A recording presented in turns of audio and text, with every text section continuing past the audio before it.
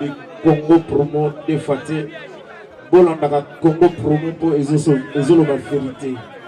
Balobi avec Congo promo, it's not the same. C'est pas pareil. Rafineto. Check. Je crois que les lots qui les comprennent des couleurs et albums wana.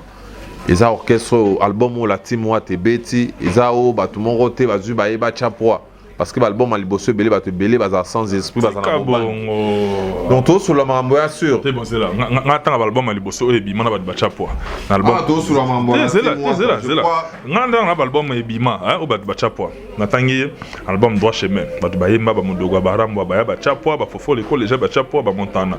Natangi album a libossé ya faire sans interdit. Ba mabia la ba ya ba chapwa. Moi tapé moi belé ba pe ba chapé poa bon c'est ça la mission ba ba chapwa. Et enfin, je suis arrivé. Salon Ig la coiffe Icoté. Non seulement c'est un salon de coiffure, mais aussi une machine de transformation des hommes et femmes. Regardez-moi comment je suis. Vilain. Mais attendez, 2 minutes. Bogart. Vous allez voir.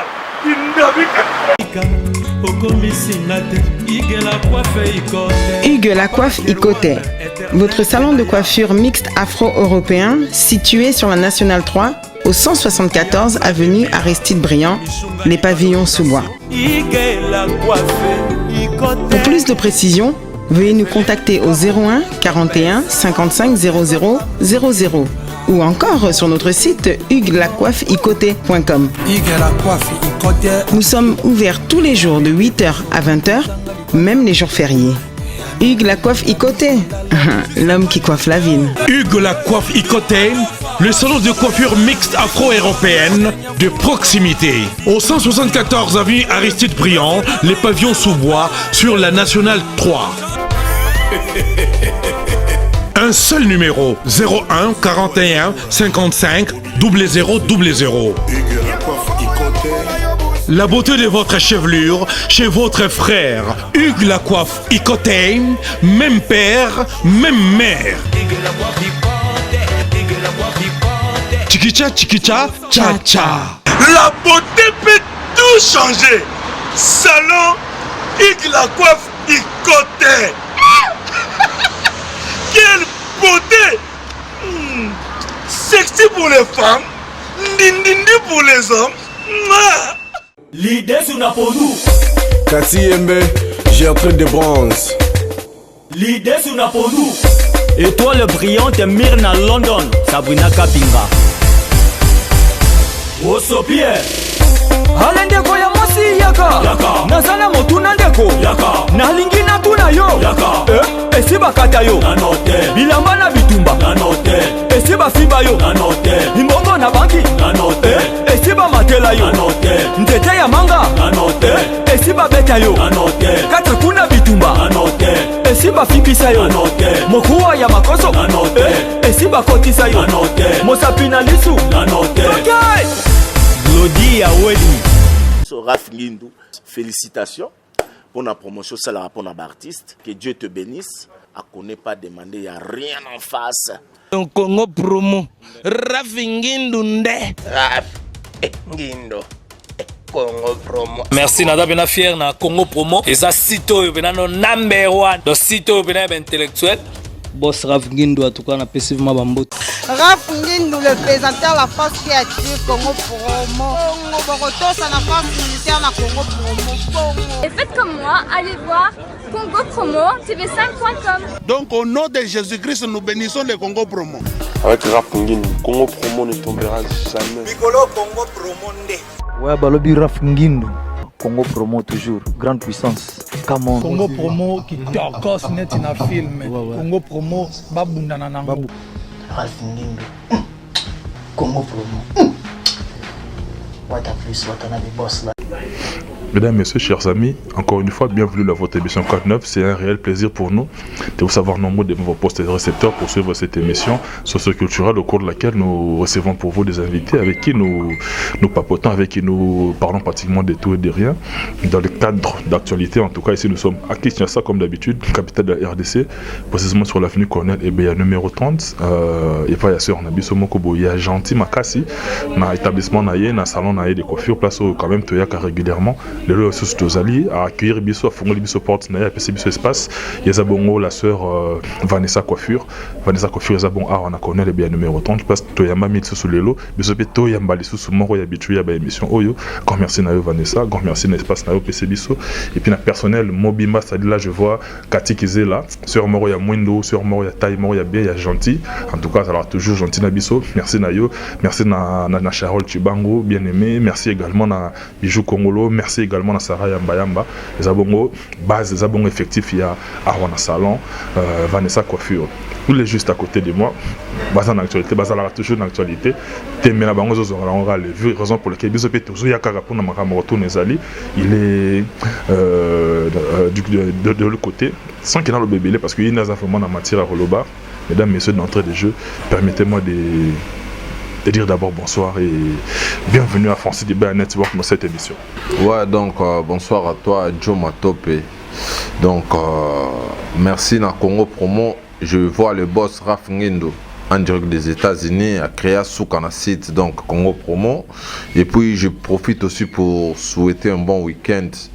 Naimoko, Messe Macron, Motona Tembe, Héritier Watanabe, la Pulga, la Cosa Nostra, le Magma, Totorina. Mais c'est les chanteurs. Migolo Touza Obengae, mais c'est Macron. Donc on a passé un bon séjour à Paris, Bissi Kazali. Na moni bongo ba base logistique na biso ba Régine Lunga Osama, ba Trésor Mbomboka où Paris t'appartient. Ba Rodrigue Kantouf le Parsec, ba Général Akafulex, Tommy Boy, le PDG Bobo Beloy.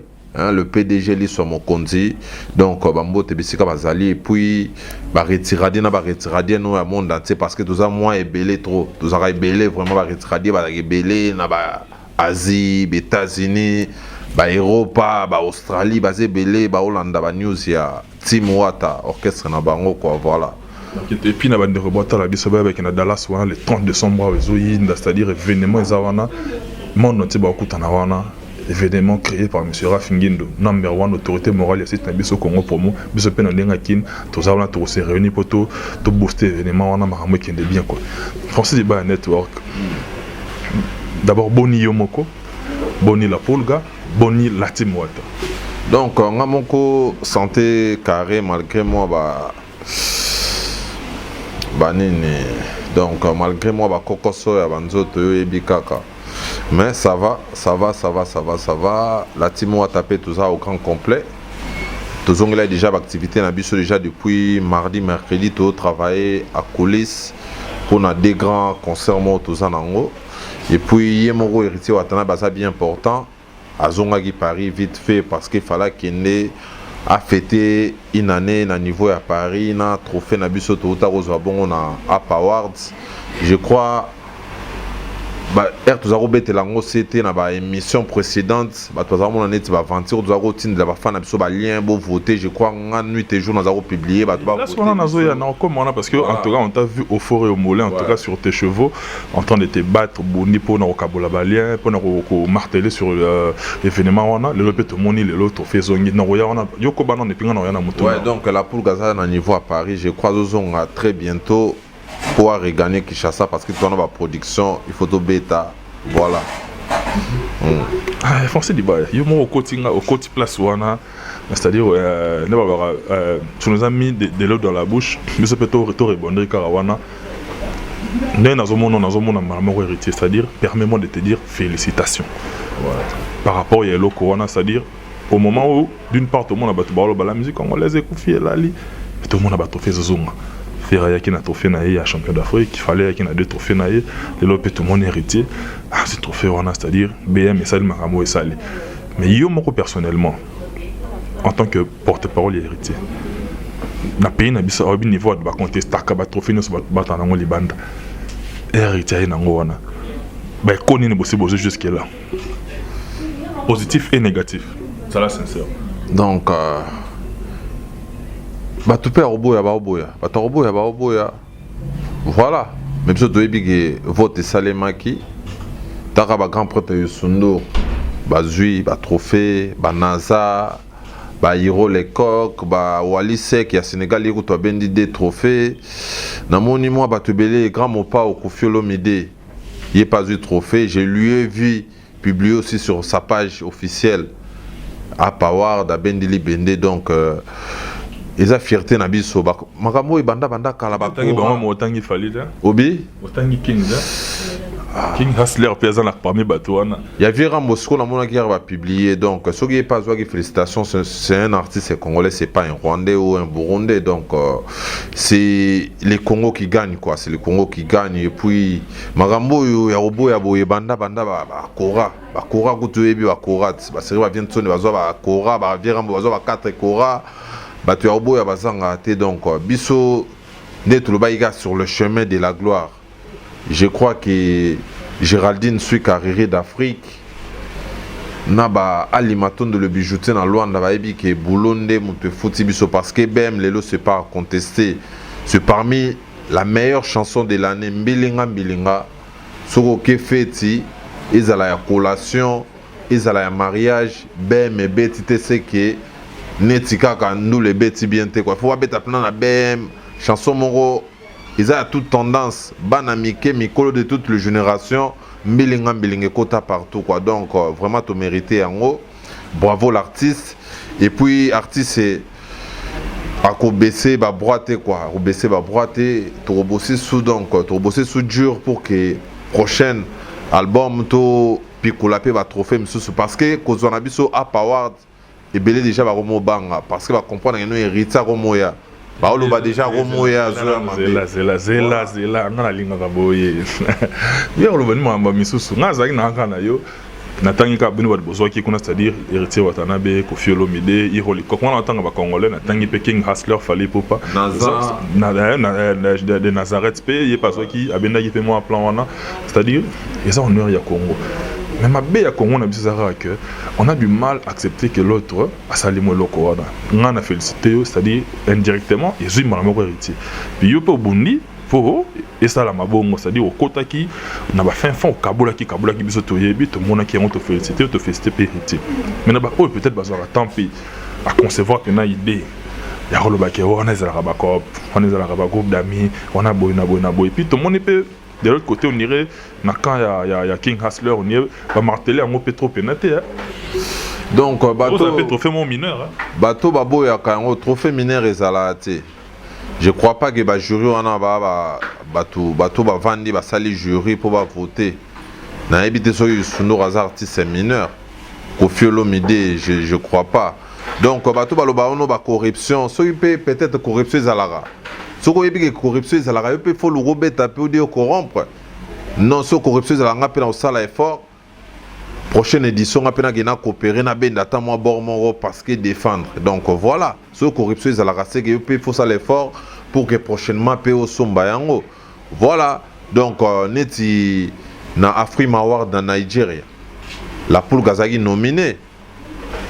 à Kende qui a présent dans la soirée malgré il y avait aucun Congolais à Zouagi trophée donc il n'a pas raté ce que il y a un autre rosoir à trophée de Tokyo à taper de rosoir il faut qu'il n'y ait pas la présent mais le fait vous a déjà nominé c'est que vous a déjà reconnu donc voilà bah Missou Hakim Missou Hakim est-ce qu'il y a un rosoir voilà Netina Award la poulga devait être à la soirée contenue à matin à Charlie Mobutu il y a un empêché Gibiso Moronzambo à Kendagi Témin trophée Bazula Gibisango bah qu'on remettre à Paris donc voilà l'artiste était présent dans Afrima Award il faut qu'il y ait une soirée que l'on l'a un peu moins complexe qu'on t'a rappelé comment les choses évoluent parce que ceux qui fréquentaient déjà la soirée ils ont payé ça sous esprit sur bosser sur plus dur pour que parce qu'il y a la star Amine Nebayaka donc malgré il y avait aucun Congolais à Zouagin Afrima Award mais la poule était présent à Kendagi a représenté Bendele et à Congo donc voilà. Le meilleur lobby à Kendaki malgré matin à Charlie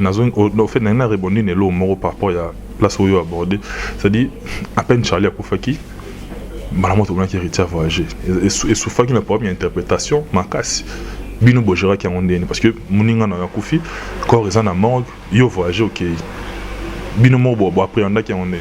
Donc normalement Charlie est mort le mercredi à 11h. Déjà samedi à Soukanga selon Charlie nazara na résidence. Dans la résidence tout soit peine mon konzabi noté normalement jeudi faut que déjà poto faut na sala tout avant jeudi naza déjà na mikili parce que nazana ba rendez-vous mo boyokuna. Mobutu ayo kufa le mercredi. Donc voilà, le mercredi, on a tout qui est na morgue, la poule qui est na morgue et puis le jeudi à Kindagi. Donc, mon rendez-vous, mon fallait à la présente, et puis à organiser matang et Salema à Paris, tout le monde a une image, et puis à Nigeria. Nigeria, il y a Charlie Mobutu. Donc, je crois que Mokili.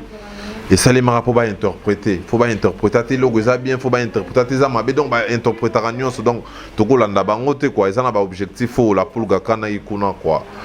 Et moi qui ndai Paris vite fait. Mais binomo personnellement quand même il dérangeait il peut binoter. Était dérangeait biso net singa la monaka normal. Biso ba toi boîte tout monaka normal parce que tu avais déjà programme à Mokonzigano, il fallait qu'il de Paris à qu'il de Nigeria par rapport il y a makamora au sala kuna. Il y a un bon épétant to kundi Charlie Mobutu normalement il devait rentrer le même dimanche n'a pas quoi. Le même dimanche n'a pas quoi. Après cimetière habité na rozong à l'éloté, na rozong à la folie à mardi. Donc il y a un moment où mardi la poule gaïro soit avion na ya zonga gi mekeli parce que azena makambu fois ça la kuna ba devoir à remplir ba quota à Paris. Donc ezana ndenga mabete quoi voilà. En tout cas, les parenthèses me retour refermer rapidement parce que na rebondissa qui on a pour soulever il gambe bouger. Encore une fois on a réitéré félicitations à ngai na ebi Rolanda biso parce que aza parmi balanda Congo pour mon mingi koto zali la polga cursus honorum de quoi je veux parler. On est ensemble de mon frère en tout cas. Félicitations pour notre trophée wana mais lelo sikoyo after trophée wana. Votre trophée déjà il y a bien meilleur. C'est que obstacle on a déjà, bochango pembeni. Ouais. Déjà. Ouais, les solos. Alors que disque d'or ils a contesté. On a des sous sur disque d'or. Donc disque d'or ils a la certifié dans ba SACEM. Et puis ben mes autres tomola ils a single d'or qualité. Ils a la certifié dans ba snap wana. Ils a certifié donc retiré des été comme. Je crois que ba Nicole Teme depuis ba UK, ba Nathalie Stoker dans les États-Unis. Bah contredire ngate ba Célestine VIP ba hebige retiré d'album mais été comme yango na lobby na touti na trophée tout le monde yango retiré ce trophée ya BM en tout cas et ça lui plaisir à trop. Prochaine étape c'est quoi yo toujours déjà les solos il y a single d'or les solos il y a disque d'or c'est-à-dire tout y a contestation il y a trophée. Sans que tu aies un disque d'or, un single d'or, parce qu'il y a des gens qui nous écrivent de partout. Qu'est-ce qui se passe là par là? J'ai dit, grand merci à venir côté Italie, Antomo Konzi, Dorian Feza, ma parent J3, en Italie, merci à Bino Baz dans Italie, et puis à ma grande soeur propre, moi et ma maman dans 6e de la famille, dans la 8e. Ma grande soeur depuis la Belgique, Sylvie Kata, mère à Jancy, mère à Thomas, na Pierre Eden, quoi. Depuis la Belgique, grande soeur Sylvie, mais des bonnes choses na yo. Et puis na Londres, on a vu na manko, na Londres, chaque jour on a droit conseil manko. Venanga na Londres, on a comme on a bon do King, Lubaki na Londres, venanga on a grand prêtre, big up na yo. Ah qui nous a moka boya, mais français de baya. Toujours qui est de wapi. Donc, Tikapena salue Bakota Brazzaville, Namoni Jeannette Obaka, la princesse de Bokwele.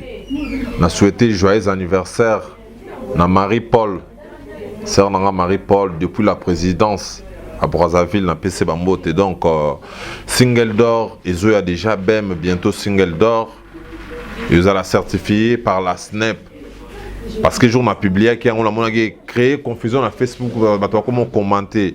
Et puis les disques d'or bientôt parce que l'album a été comment. Mais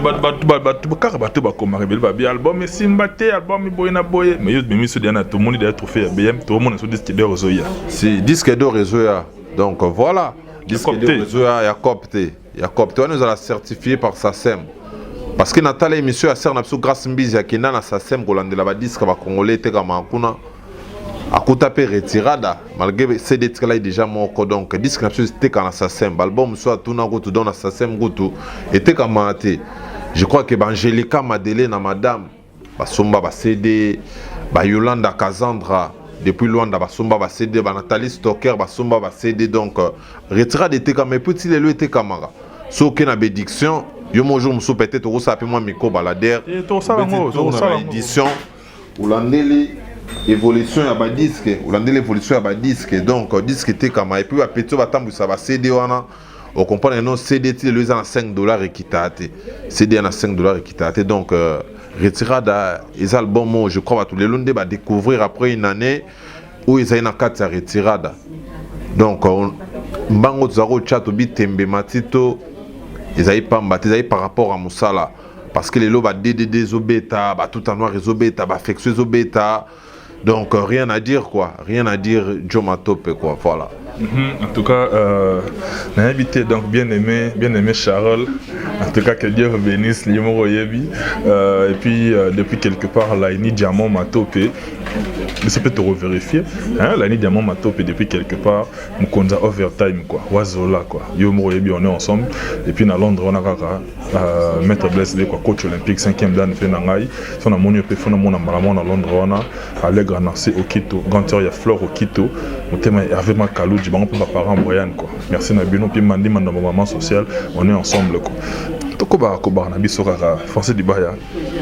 DDD Zobeta. Ma me fait ça la maison salama nango oui on veut bien. Mais quand on a nenge ya Congo, na bité soki na ba richesse na biso na ba diamant na ba orto baxapé koboya. Toboya tout tozoboya nyonso na oyo zomona na misu ba bazoboya. Fabrica ça yaki na double disque d'or. Ba telemeli kaka ba ninga ba musicien.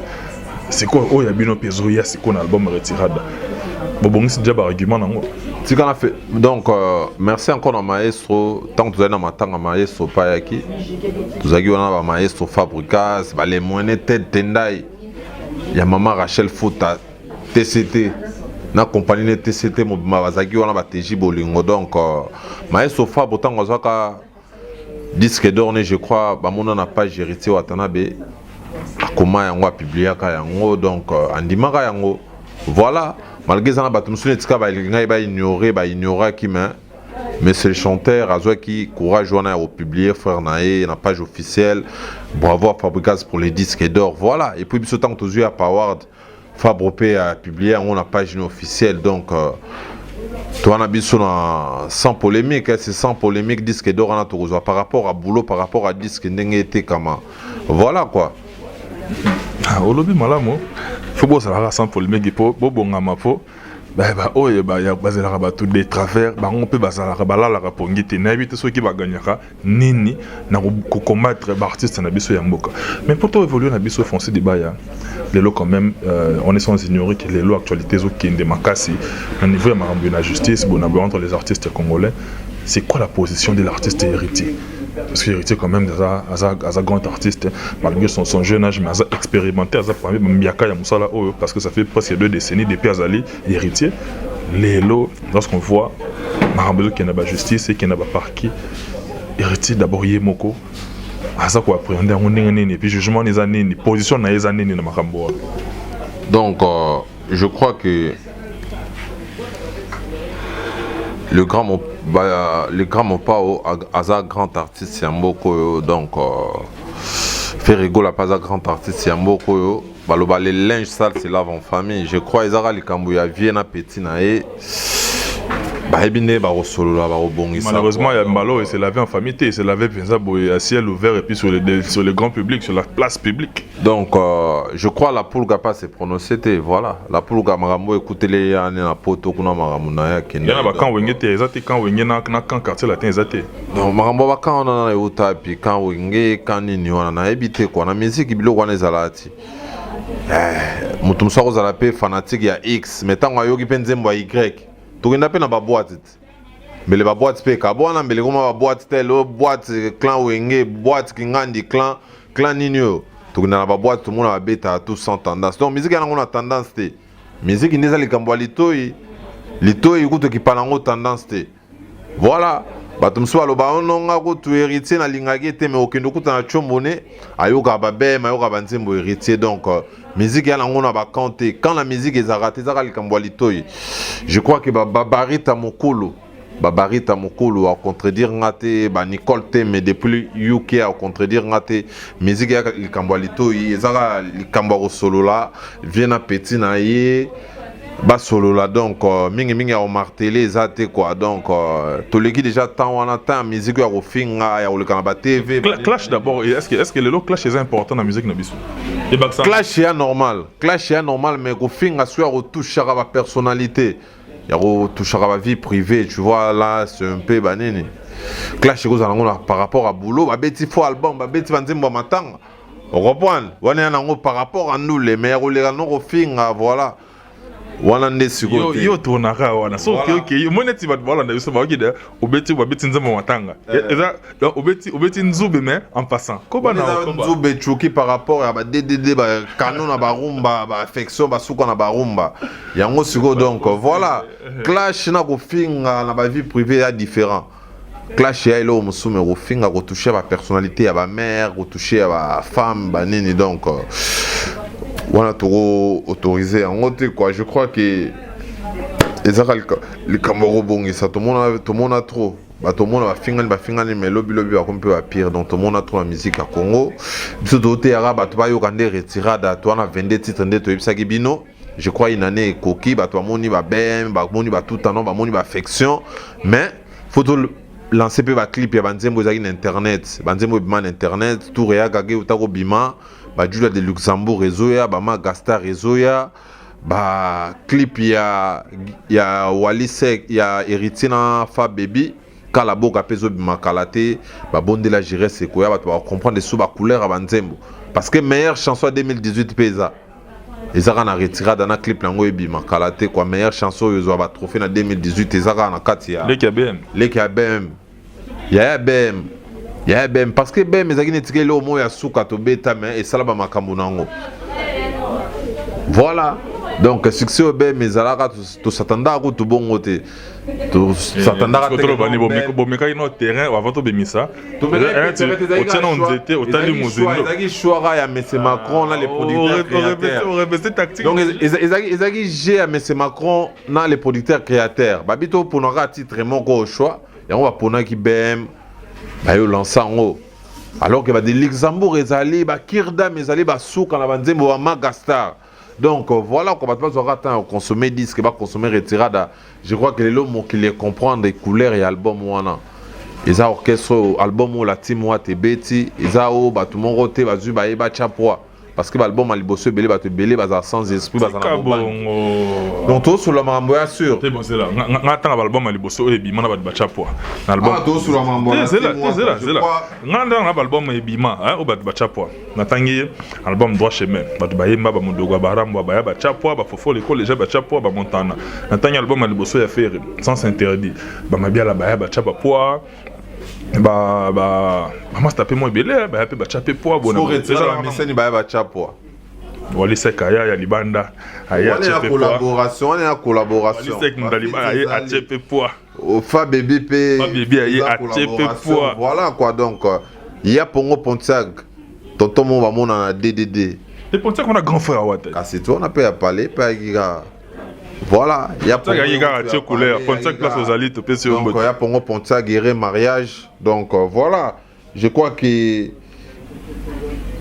Black Chicha Naomi Diba ma soeur depuis les États-Unis à Franck Mbouyi donc retiré d'un on a beau comprendre les disques et tout bêta on a un niveau tout les albums hérité dans la carrière au bangate et tu vas soit banga kazo mekana carrière na mekana et simba be simba te il y a signé ma camunion donc ils ont ndenge ya tembe on va comprendre retirada et PCBSO trophée donc voilà on est dans les bons toujours continuer mon konza à Paris azozonga le 8 toujours beta le 9 na compte ya Frissel to beta bon on a parking ya Grand Hôtel tous en abisona va ser na à Barbara Kanam ba DJ Amaru là et les autres et puis les 10 toujours fêter une année na ndenge ya kin une année à retirada et puis trophée à App Awards et za la bon na Chefir ex-TGV place to répétaka Chefir wana batubaya vraiment ebelé batubaya ebelé donc bye au la bonne musique isa production mo signé Nice Betamba il t'a produire concert un concert VIP bah tout fêter vraiment une année à retirer. Moi ben il faut na Vanessa Coiffure a même la biso Charol Chibango Kati Kizela hein à la peau noire il face à l'avenir na Kondole on est ya zangatiko.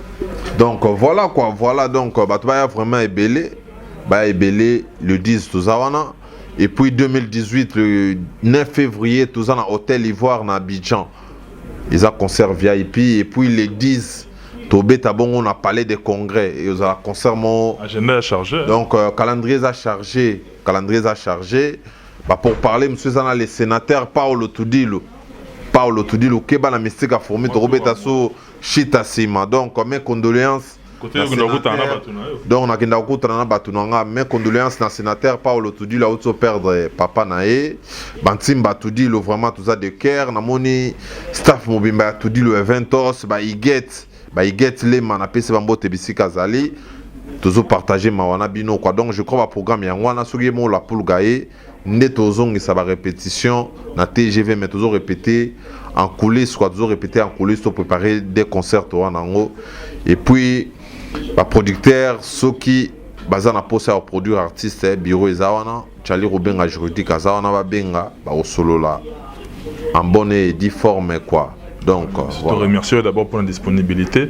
Nabandeko Batale Biso Lelo va retenir Nini en 1 minute la synthèse et passage dans l'émission de Biso. Donc, passage synthèse Zarageno, Toyeto Beta c'était par rapport à des concerts tous en haut et puis voyage à Abidjan. Donc, tu vas consommer la retirada, tu as relancé clip Yatou et Gaga, Fexo Bima, Give Me Your Love et puis clip Monsieur Zoya au fur et à mesure. Donc, une année album. Album mes œuvres volait bien, donc rien à dire. Donc, fanatique pour consommer disque Nabino, retirer de la carrière d'honneur. Quant à moi, merci à Vanessa Coiffure pour l'espace. C'est Vanessa Coiffure, Babi, Awa, Coiffure afro-européen, Bazo Salon a pété. Donc voilà quoi. Nabo Sanité, Basser Nabiso. Kati Kizela à la peau noire. Charol Chibango, donc bien aimé. Bijou Kongolo, Sarah Yamba. Babi Bangonde, Bazo Simba, Basser Nabiso. Parce qu'il y a dans la carte de ville quoi. Toi, dans la cité, toi, dans le centre-ville. Derrière la BCDC et la RTGA sur juste en diagonale du Next Club quoi. Donc, Vanessa Coiffure et ça, bah, vraiment, ça Nabiso vrai bien quoi. Quant à moi, on a pesi mbote nanga Nathalie Stocker depuis les États-Unis, sœur nanga Julia Mutumpe na Chine na moni bongo, Chibatundu depuis la Chine, Nicole Temo depuis UK, Edith Jeannette Matuba na kati ya Chine, Dani Chandu na Chine, Ami Mungenda na kati ya Chine na peso bambote, Barita Mukulu, Gilo Vakalala, Jacques Mokola Frankie Stone na Bosani Yote Cardozo Fashion. Nicolo Fulwabo depuis Irlande, Diva Plus Ntimba, Mimawe Tunabela Dinganga na kati à Londres, Ali Matondo, le bijoutier na kati à Luanda na Bosani Yote, Claudel la Merveille, Régine Longa Osama, Manassé Mukoko, Koko, Richard Loff Lofomo na Peso Bambote, Sido le Guide, Maman et Sœur Nanga na kati à Luanda, Alex Mundai, président des Zika Bushcorp, ya Mama Flora na Peso Bambote, Vienanga Seleman Zombie Drapeau Blanc. Les boss Adolphe Mouteba Chilamouina, les diamants l'appellent maître. Jacques Chiké à Maman Patience Mabeka, les boss Robera Mwanangombe, les boss Kalouch, viennent à parler, na bossa Niote, les boss Nixon Nilea, en direct de Luanda, na PC Bambote, Papa Alberto Ndala depuis l'Angola na PC Bambote, donc Sœur Nanga Géraldine Sui Carreri d'Afrique. Na PC Bambote Jeannette Obaka Apokacha Masunda Mer na biso Mireille Leka. Merci na yo Jom Matope d'être passé. Voilà quoi. Merci beaucoup Francis Dibaya. En tout cas, c'était un réel plaisir Yabiso. Quand même tout coutana nayo na disponibilité nayo. Mesdames, messieurs, nous on est pratiquement arrivé à la fin de cette émission. Si vous avez aimé, dites merci à celui qui est derrière la caméra, Cédric Bakamana, professeur des élèves, encadreur des sorcières. Merci beaucoup nayo en tout cas. Yosa on a toujours opérationnel. Merci à notre number one, monsieur Rafingien. Retenez bien les 30 décembre. Ça va y du côté de Dallas quoi. Bon ça la parce que les appels événement quoi, événement de l'année donc clôturer l'année côté qu'on a Dallas on a. On appelle un mystique formé Pedro Matope Nabino, suite à ces marques, on a vite fait quoi. On ne sait jamais quoi là la mouka. Merci Nabino, tout en tout cas notre cordon Timothée Serge Piana. On a des cœurs avec toi. Merci beaucoup na efficacité quand on a boulot. Merci également à tous nos partenaires. En tout cas, on vous aime beaucoup. Vous êtes tellement nombreux. On peut citer Batonion Sauté, Cathy Suarez, la maman d'Edison, ma cousine préférée depuis Paris.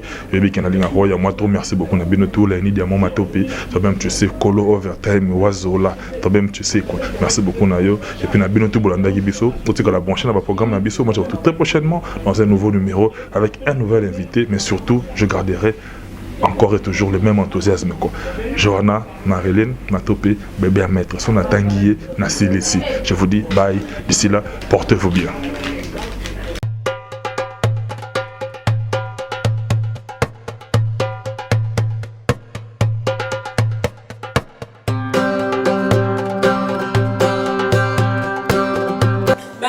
Bana Dallas veut dire journée Zakaka Moko. Tokutani Bissonio, c'est le 30 décembre. Congo Promo, première édition. Soirée de gala monene. Dans Congo Promo, le week-end.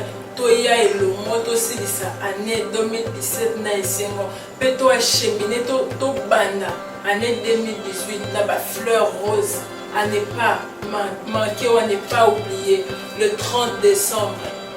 Congo Promo, soirée de gala. Congo Promo, première édition. Clap aussi de Esengo. Année 2017, plutôt année 2018 na Esengo. To respecter l'air d'un biso. On a la yembara, on a la bête à kakidar, na binaka, na lefilaka. To kuta le 30 décembre. To kuta le na 20h na salle ya papa de la na coach clair.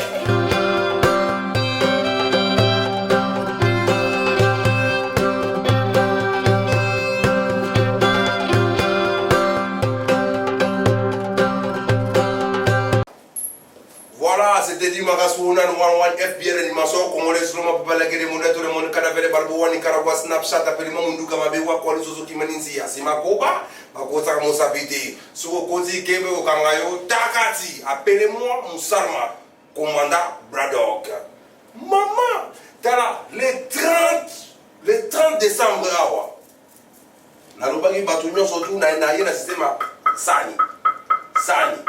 Sani awa donc Sani bino yosu bolembula o musicien o wuti soki France o wuti soki Congo o wuti soki Zambie o koya kolembula Sani donc Sani oyo ezali Sani nazo lembulisa bato nyonso tu na bokasi ya Congo Promo ya mon boss Raf Ngindu avec les grands chroniqueurs, il y a Nakati, il y a Itasli Mobimba, Desse Escobar, Kimbombi, qui chapote, qui mirikiti, Nazarana Pembeni. Donc, Nazawana, Magasoun, Nazolia, Batunyo Sotou, Ozala Rappel, Ozala, Oyemaka Rumba, Oyemaka Soki bébé, Nga, Nakolia yo. Donc, et là, on a le Gouana, Mexique, Finguin, Mamana, Makabuyo Sali, Nalugane Kumbakashi, Yangwana.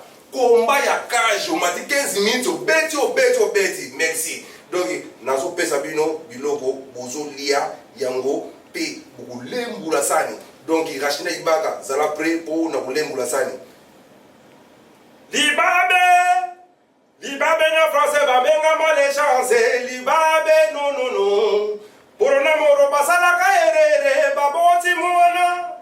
Bakanisaka kozana le ministre, nasima ya mikolo. Mwanango abotama moyibi ayiba na zando bashege kuna balandi yerumbako double mpate mantaka marondo oya na badeli susu na bolela iye magabone yogaga na zembo iye magabone yogaga na zembo nake yibokila nakutani na nguma medecins zambe nyama ya bolia na paso na nguma no na kutani na soso medecins zambe nyama ya bolia na paso na soso yo na kutani na nguba medecins zambe mbuma ya corona na lona nguba ekutu yepesinga bashaba 25 pa wana na bwanki na kate 15 pa wana na kanisi magento ngeni pa wana ngeba wana na kanisi magento na bolela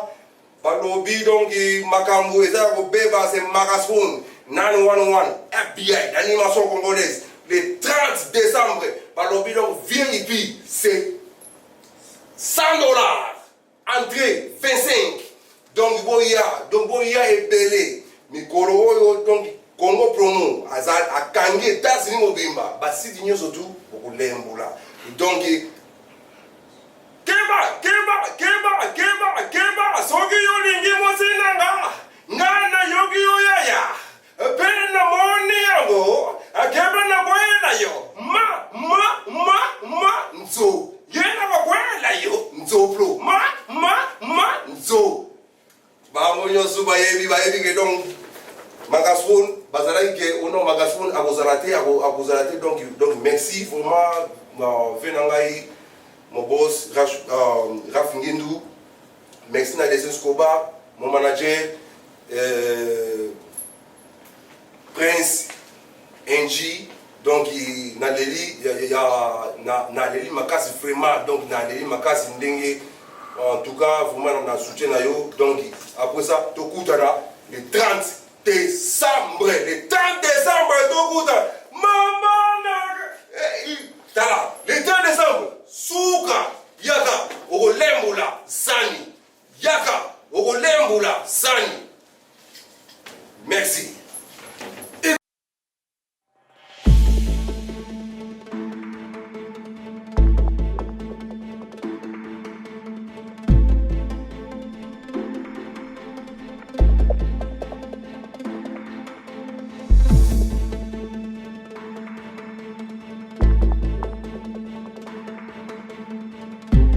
Bana mboka, bana Congo, bana Kinshasa boye belé na fête ya Congo promo ya liboso do sala mala Dallas boya ebele bana mboka tobina badasta biso tolingaka na emoko Raf Ngundu président ya solo yena leki bango nyonso tout quoi Raf Ngundu azala donc boye belé boko mona bo talaka gloria ya Weli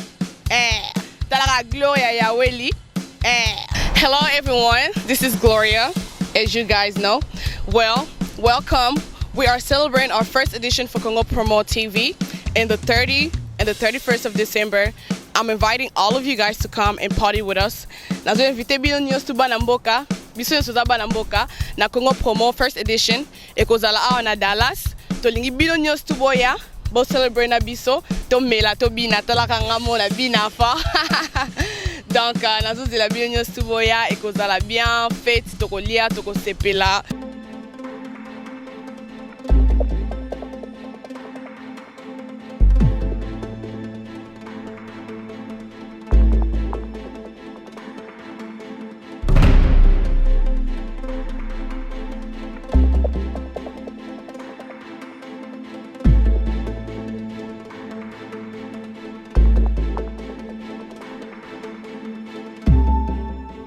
Tobeta ya trope tokoma kase balobi pene donc le 30 décembre venez ezaka moko na kati ya Dallas bavue jo bavue chéri donc biso tout tokutana kati awa chevalier de l'or événement ya Congo promo avec yo moko pena Raf Ngindu pena donc masolo pena ezaka kati ya kovanda pena donc papa soa de moko alobela le directeur de tous les boss le domestique de Dallas donc biso tout kozala wana donc nous le beta live ba fa de cœur ba kozala de ce Escobar na pointe c'est on a biso Stéphanie donc la plus belle de Dallas banina kozala wana Angelou Central à risque de situation ba Kevin bena ba kozala wana le grand rappeur bena ba sadir bena ba live bena donc bino tout VIP boya bena donc ba jeune bena ba la wana la VIP ezali donc $100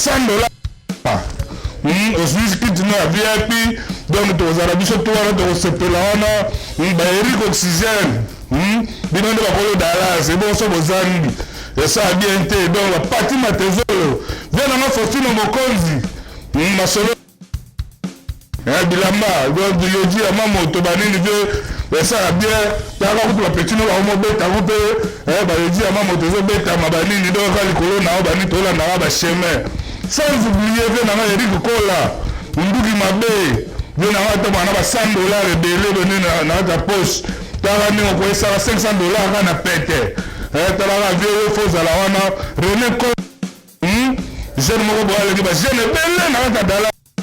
Alors toujours invité bino tout boya bozala wana le pétrolier de Dallas Jipe Kumaluta vient na ma yona ekiri na obo na do ba vie Mathieu ba vie na biso ba voyage na biso ba bango tout wana ba ni ba Kajeri Nyembo le baron de Dallas bango tout na bazala wana pina donc ba dit que bazala danger c'est na lilizola la bossa nyote ba ni c'est na donc motema prophète maman exaucé Costa bien yebi tokutana kwa esala na bien banini biso toza banini tochilumba nini na kwa Congo Promo quoi Tokos à suivre le 30 décembre c'est bien de l'on arrête en ville Viali Kalonda Papu Kalombo na la ceinture na quoi danger.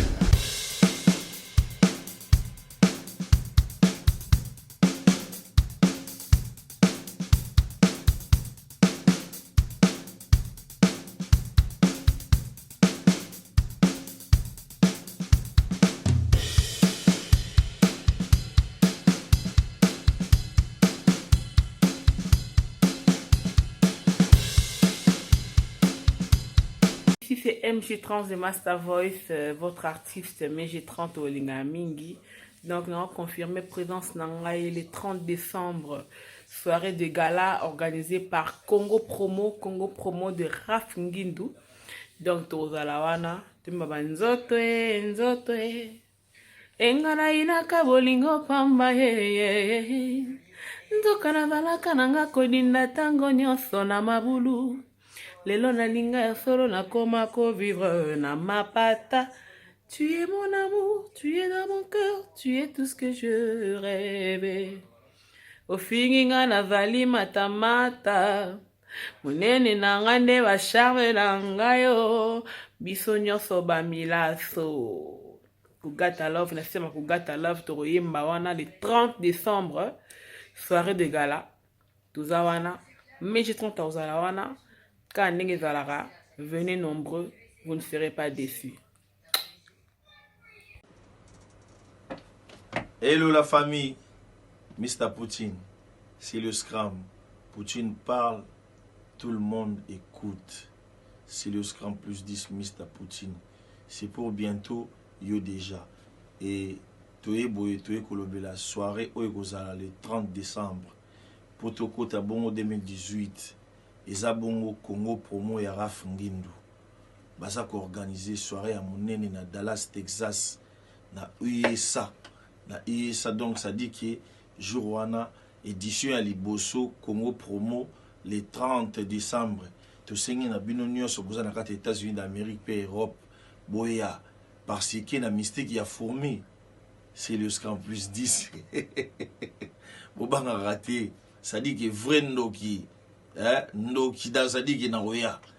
To kozala wana to bengisi bana bana ya Ika USA to bengisi bana Dublin bana Allemagne bana ya partout soirée à Liboso édition à Liboso na kati ya États-Unis d'Amérique na kati ya Congo Promo ya Raf Ngindu to bengisi bino boya jour wana e kozala danger so mo to fandi boyese ke to bongama pour te préparer les bino yo déjà jour wana boyo ka ngo na kati ya salle yo déjà boyo ka banzimbo lokola ba Miss de Miss de Diena na nzongo boyo ka ba seben lokola batomela mwa kopo boyo ka ba yage tout donc ça dit que édition à Liboso na kati ya États-Unis d'Amérique Raf Ngindu Congo Promo le 30 décembre Texas Dallas bana Los Angeles bana New York bana ya bino nyonso jour wana boya po yo déjà bino déjà baramutu kitoko le 30 décembre première édition Congo Promo avec Raf Ngindu le 30 décembre poto kota poto sepela na 2018 alhamdulillah nzambaza na biso aza pe na bino merci. Hey everyone, this is Eto Chana, La Patrona, coming to you to tell you that I will be live at the African Party Celebration Congo Promo's first edition 2017-18 in Dallas, Texas, the 30th of December. For more information, go to congopromotv@gmail.com. See you there. Tokos. Voilà, merci beaucoup Balobi. Biso tutokutana les 30 Oyo, et précisément la soirée des galas. La musique et pas émoro les boss Raf Ngindu vedi Torozalawana Mathieu Boncheye Balobi, tous les journalistes et tous les artistes tokutana wana talara mutapesa gouna Paris, na États-Unis de partout avec Congo Promo, City Yaba responsable. Cette fois-ci Balobi City Yaba responsable, mais cette fois-ci avec soirée de gala avec notre patron Raf Ngindu veut dire na musika na États-Unis veut dire merci à Boss Raf Ngindu, Mathieu Bonché, Nabatutu, Torozalawana, rendez-vous à ne pas manquer, soirée de gala avec les boss Raf Ngindu, patron responsable. Check. Hey everybody, this is a happen in Harlem. Right in the bodega, in my neighborhood, I'm about to send this announcement. So December 30th, Dallas, we down with Congo Promo. The event is bringing every African community of Dallas together. You do not want to miss this. This is a boy Kumu Katalai. This one a Bissati. Donc, dans le Congo, le 30 décembre, la Congo Promo organisé par Raf Ngindu Congo Promo aux Amatés. Donc, Kumu Pe, tout ça, les photos à l'ana. Donc, les événements, unir la communauté mobile. Donc, ça va tout le monde. Alors, moi, ticket naïe, bonjour, voilà, et débat. Et débat.